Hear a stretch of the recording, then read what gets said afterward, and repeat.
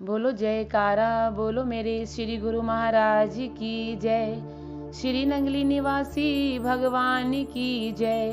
श्री परमहंस दयाल जी महाराज की जय। प्रेमियों, जय सच्चिदानंद। कैसे हैं आप सब? आप सबके लिए एक बार फिर से श्री गुरु महाराज जी की एक पावन लीला। एक बार श्री गुरु महाराज जी कंकिया नगर में पधारे। श्री गुरु महाराज जी वहां भक्त गोपाल दास जी के निवास स्थान पर ठहरे। वहां के सभी प्रेमी श्रद्धा भाव से श्री गुरु महाराज जी के श्री चरणों में हाजिर हुए और उन्होंने श्री गुरु महाराज जी को अपने घरों में आमंत्रित किया। दयालु हृदय श्री गुरु महाराज जी ने उनके प्रेमवश सबके घर जाने लगे। महाप्रभु अपनी असाधारण शक्ति द्वारा दूसरे के विरोधी भावों को बदलने में समर्थ होते हैं। वो लोग श्री गुरु महाराज जी के अनुयायी बनने लगे। प्रेमियों, उन्हीं दिनों वहां एक डांका पड़ा और डाकू एक प्रेमी भक्त के लड़के को पकड़ कर ले गए। कंकिया नगर में श्री गुरु महाराज जी के उपदेशामृत की प्रेम सरिता निरंतर ही बह रही थी। उसी समय वो प्रेमी भक्त आया जिसका लड़का डाकू पकड़ कर ले गए थे। उस प्रेमी ने श्री चरणों में सारी गाथा कह सुनाई। दाता दीनदयाल जी ने उस व्यक्ति को धैर्य बंधाते हुए आदेश दिया, अरे प्रेमी, जाओ मालिक का भजन करो, सब ठीक हो जाएगा। वो प्रेमी आज्ञा पाकर घर लौट आया। 3 दिन बाद उस गुरु भक्त को डाकू की ओर से एक पत्र मिला जिसमें 10,000 रुपए की मांग रखी गई थी। यदि रुपए दे दिए तो लड़के को छोड़ दिया जाएगा, अन्यथा उसे जीवन से हाथ धोना पड़ेगा। प्रेमियों, उसके एकलौता ही पुत्र था। पत्र मिलते ही वो रोने लगा और चिंतातुर होकर श्री गुरु महाराज जी के श्री चरणों में हाजिर हुआ।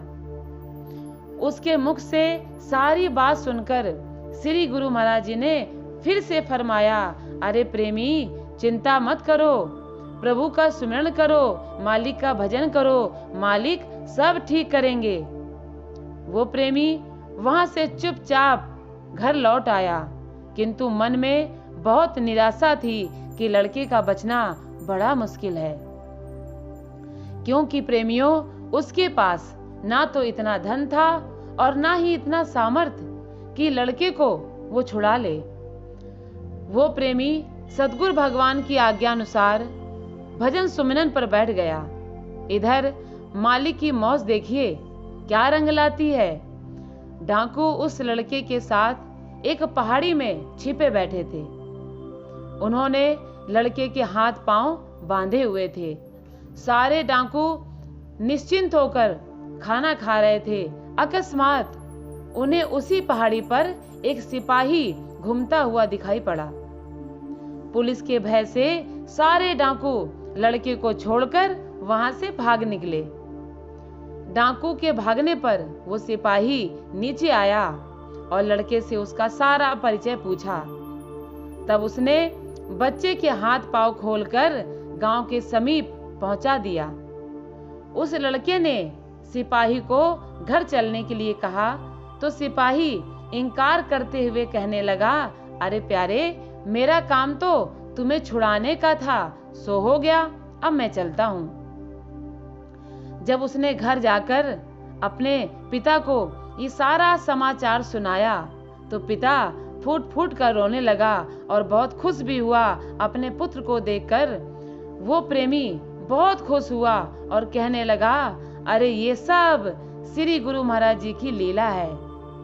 दूसरे दिन वो लड़के को साथ लेकर श्री चरणों में पहुंचा और महाप्रभु जी से क्षमा मांगने लगा कि हे प्रभु, आपने मुझ जैसे तुच्छ जीव के लिए स्वयं इतना कष्ट उठाया। तो श्री गुरु महाराज जी मंद मंद मुस्कुराते हुए बोले, अरे प्रेमी, तुम्हारा कार्य तो हो गया, अब तो तुम खुश हो ना। जाओ, अब पहले से भी ज्यादा भजन किया करो, स्वयं नाम जपा करो और दूसरों को भी नाम जपने की प्रेरणा दिया करो। यही तो जीवन का सार है और इसी के द्वारा अंदर और बाहर के डाकू अर्थात विकार खत्म होते हैं, भाग जाते हैं। इसलिए प्रेमी बस भजन किया करो, भगवान का सुमिरन किया करो। बोलो जयकारा, बोलो मेरे श्री गुरु महाराज की जय।